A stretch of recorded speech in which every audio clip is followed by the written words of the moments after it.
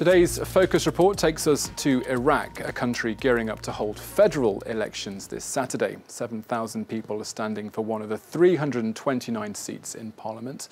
Despite the huge choice on the ballot paper, many Iraqis remain disillusioned. 15 years of democracy have done very little to change their daily lives, and politicians are all too often accused of seeking office to simply line their own pockets. France 24's Simona Foltyn has more now from the capital, Baghdad. For weeks, election posters have adorned Baghdad's streets, promising less corruption and better governance. Most voters are unimpressed. Kadum is a shopkeeper in Karada, a Shia and Christian middle-class neighborhood of the capital. In this new election, if the heads of the parties haven't changed, and if they don't change, then nothing will be changed in this country. We should be optimistic, but we can't with these politicians. We ask God to get us rid of them.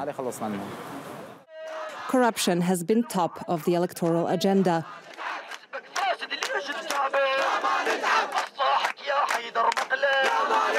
For months, thousands of people have gathered in Baghdad's Liberation Square every Friday to protest against rampant theft of public funds. Led by influential Shia cleric Muqtada Sadr, protesters have called for reform and accountability, but the political establishment has resisted change.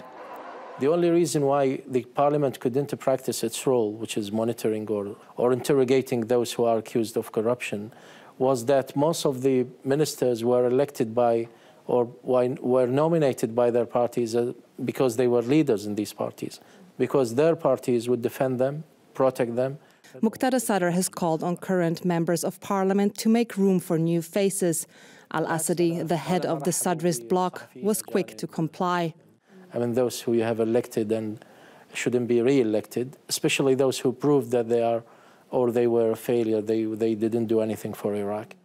Such efforts to introduce fresh blood have made for strange bedfellows.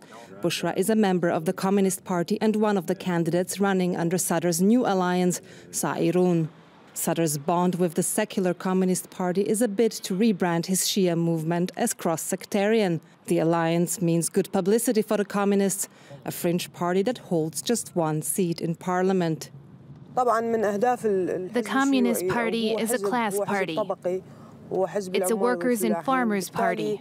The goal is to address the concerns of the hardworking and disadvantaged people who suffer from the mismanagement of the state.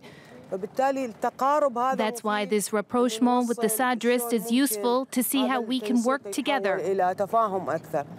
We accompany Bushra as she campaigns in Sadr city. 4 years ago, the Communist Party wouldn't have dared to set foot inside this neighborhood, a hotbed of previous insurgency still ruled by Muqtada Sadr's own militia. This year, his endorsement ensures a warm welcome. I'm the candidate for Sairun. Do you know Sairun? Yes, we heard about it on TV. Welcome. The first goal of our program is to establish a national government, not a sectarian government based on quotas.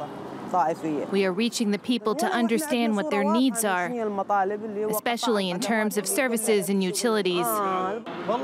We want services, reforms, and security. What else could we possibly want? We're just daily laborers. Our sons are staying at home without any work.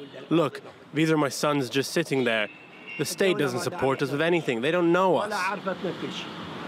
Sadr city is one of Baghdad's most neglected neighborhoods.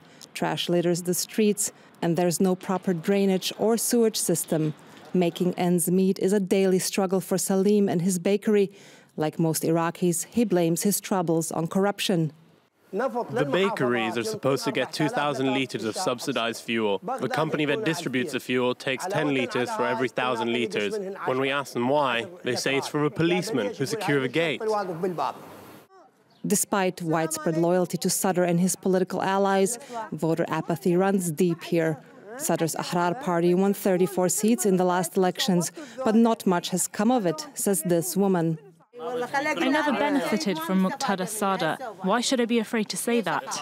Well, they had a program to make some improvements. And where are these improvements, Gorgeous? Well, this is our program. Read our program. I can read it, but I'm not going to get any benefit from it. We voted in past elections, but nothing happened. I can't rent a shop in that building over there for 300,000 dinars a month. Here in this shop, I'm making a tiny income. This man approaches Bushra to complain that political parties only pick up garbage and repair roads ahead of the elections in order to sway voters. I'm not convinced that I will go out to vote. How much are they spending on these elections? 126 billion dinars? Why don't they just distribute it to the people? But no, it'll be the same government and they won't change anything. It's clear that Iraqis want radical change, but few have confidence that new candidates can dislodge Iraq's deeply entrenched political elites.